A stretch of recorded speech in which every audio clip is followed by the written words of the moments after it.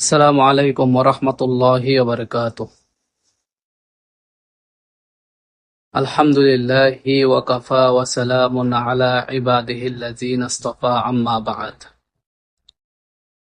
দূরে এবং কাছে যে যেখান থেকে আমাকে দেখছেন সবাইকে জানাই স্বাগত।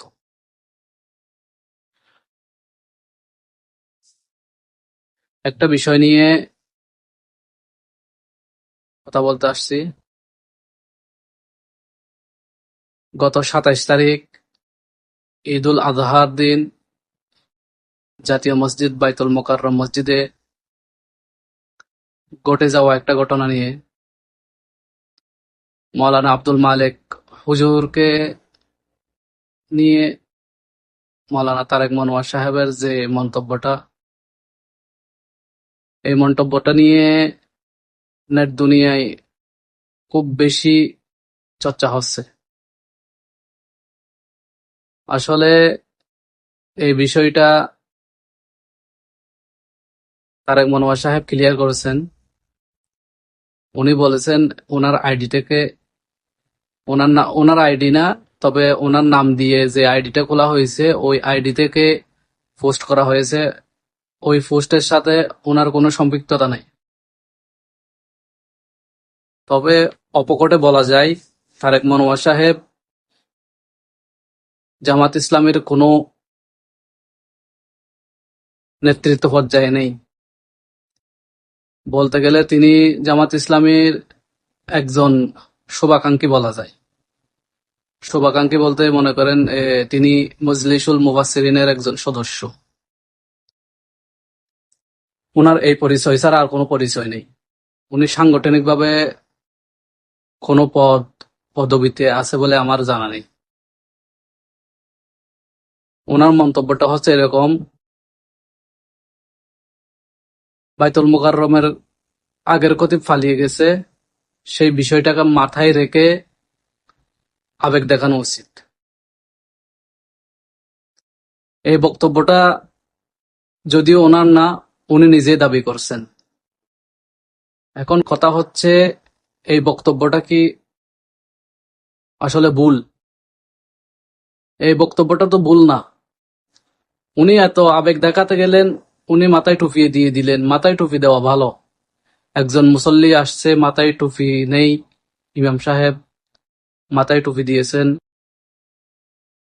ওনারা দুইজনকে মাথায় টুপি দিয়ে দিয়েছেন, জনাব তারেক রহমান এবং সালাউদ্দিন সাহেবকে। এখন মাথায় টুপি দিয়ে দিয়েছেন সালাউদ্দিন সাহেব এবং তারেক রহমানকে। এটা ভালো কাজ। এটার জন্য আব্দুল মালেক সাহেব ধন্যবাদ অবশ্যই পেতে পারেন। জাযাকাল্লাহু খায়রান। তবে মাথায় টুপি দেওয়া একজন মানুষ, একজন মুসল্লি, সম্মানীয় মুসল্লি, উনি আসছেন মাথায় টুপি ছাড়া, ইমাম সাহেব টুপি উঠিয়ে দিয়েছেন। এই বিষয়টা খুব প্রশংসনীয়। তার পাশাপাশি আজকে থেকে ১ সপ্তাহ কিংবা ৮-৯ দিন আগে শরিয়া আইনের ব্যাপারে যখন কথা উঠছিল, সালাউদ্দিন সাহেব বলেছিলেন শরিয়া আইন নাকি মধ্যযুগীয় আইন। একটা ফরজ বিধানকে, শরিয়া আইন একটা ফরজ বিধান, আল্লাহ প্রদত্ত একটা আইনকে তিনি মধ্যযুগীয় বলে কটাক্ষ করলেন। জনাব আব্দুল মালেক সাহেবের তো উচিত ছিল জাতীয় মসজিদ বাইতুল মোকাররমের খতিব হিসাবে ওনার উচিত ছিল এই বক্তব্যটার করা নিন্দা ও প্রতিবাদ জানানো। উনি কি এই প্রতিবাদটা জানিয়েছেন? আমার প্রশ্ন এটাই। আমার প্রশ্ন হচ্ছে, যখন স্বরাষ্ট্রমন্ত্রী সালাউদ্দিন সাহেব বললেন শরিয়া আইন হচ্ছে মধ্যযুগীয় আইন, শরিয়া আইনকে মধ্যযুগীয় আইন বলে যখন, বর্বর আইন বললে যখন কটাক্ষ করেছিলেন, তখন আব্দুল মালেক সাহেব কোথায় ছিলেন? তখন ওনার কি দায়িত্ব ছিল না এই বক্তব্যটার খণ্ডন করা, এই বক্তব্যটার প্রতিবাদ জানানো? ও, প্রতিবাদ জানালে তো ওনার খতিবগিরি থাকবে না, এটাই। তো উনি যে বললেন, সারা দুনিয়ার মানুষ, সারা বাংলাদেশের মানুষ সবাই বলতেছেন উনি দুনিয়া বিমুখ আলেম। তো এটার দ্বারাই তো বোঝা যাচ্ছে উনি দুনিয়া বিমুখ না, দুনিয়া মুখী আলেম। নির্বাচনের আগে উনি, নির্বাচনের 1 সপ্তাহ আগে উনি গণভোটের ব্যাপারে যে বক্তব্যটা দিয়েছেন, হযবরল মার্কা বক্তব্য, এই বক্তব্যটার আগা নেই মাথা নেই। উনি কি বললেন? গণভোট জায়েজ নেই, অমুক নেই, সমুক নেই। ইন্টারিম গভর্নমেন্ট বাংলাদেশের নির্বাচন দিয়ে ওনারা বিদায় নিয়েছেন। আব্দুল মালেক সাহেব ইন্টারিম গভর্নমেন্টের নিয়োগপ্রাপ্ত একজন আলেম, একজন ইমাম। তাহলে ইন্টারিম গভর্নমেন্টের সাথে সাথে ওনার চাকরিও চলে যাওয়ার কথা। উনি চাকরিটা ফাঁকাফুক্ত করেছেন গণভোটের না এর পক্ষে প্রচারণার পরেই। না এর পক্ষে যখন প্রচারণা করলেন, হাকে নিরুৎসাহিত করলেন, নাকে উনি নাকে একটু অগ্রাধিকার বেশি দিয়েছেন। তার কারণেই তো ওনার এই খতিবগিরিটা আজকে বহাল তবিয়তে রয়েছে। তো উনি কি হকের ঝান্ডার পক্ষে থাকতে পারলেন? উনি কেন প্রতিবাদ করলেন না?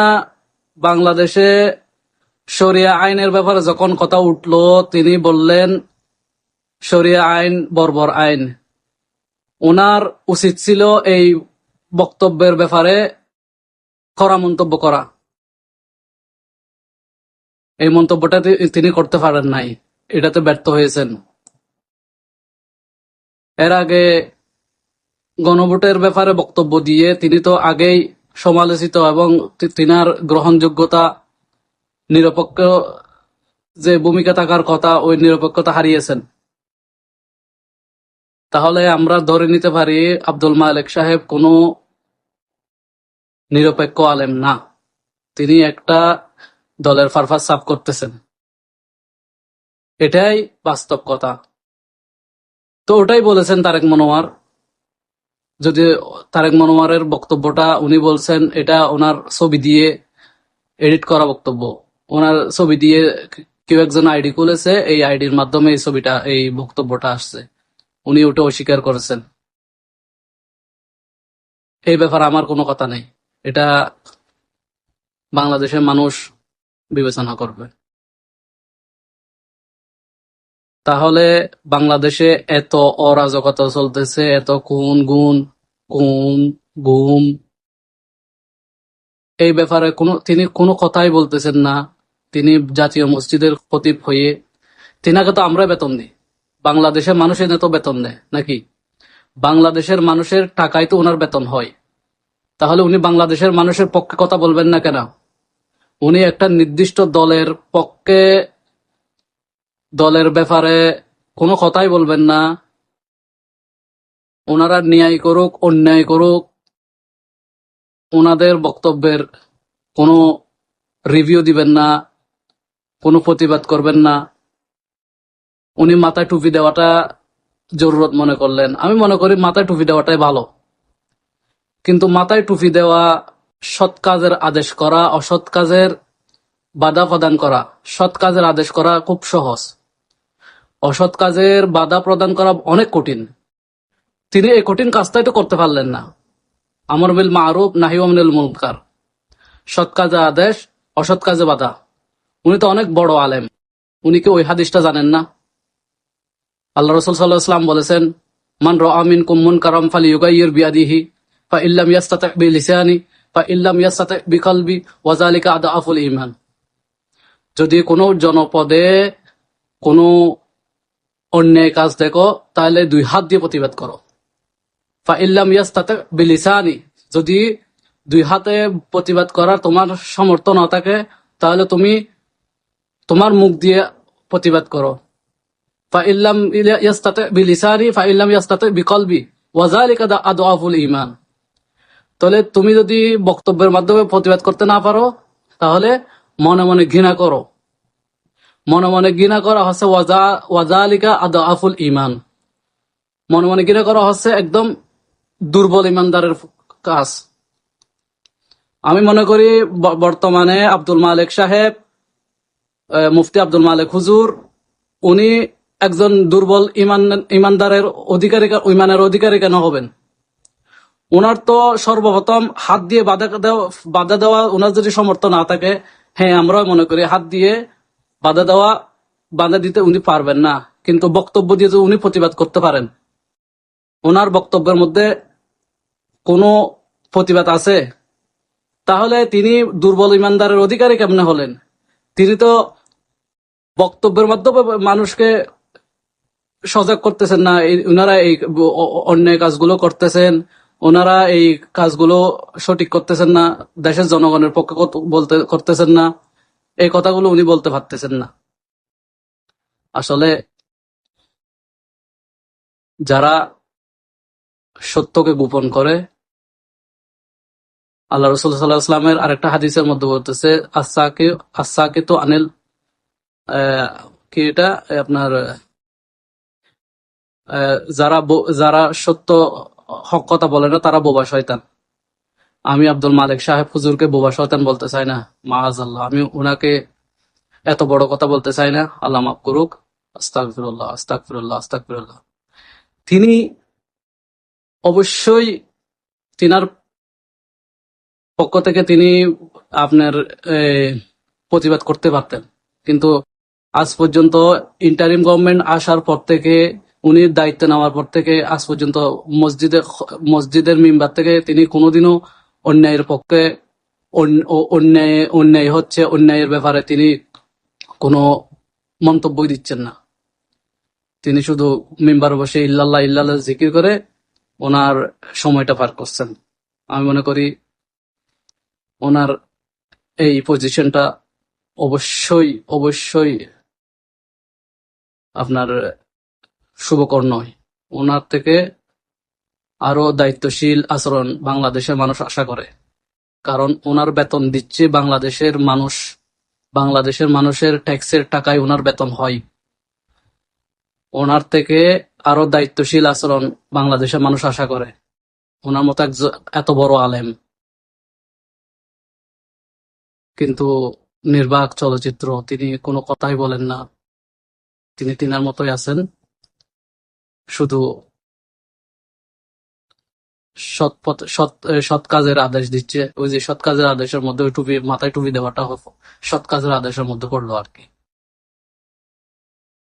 ওকে, অনেক কথাই বললাম, ভুল ত্রুটি হলে ক্ষমা সুন্দর দৃষ্টিতে দেখবেন। সালামু আলাইকুম ওয়া রাহমাতুল্লাহি ওয়া বারাকাতুহু।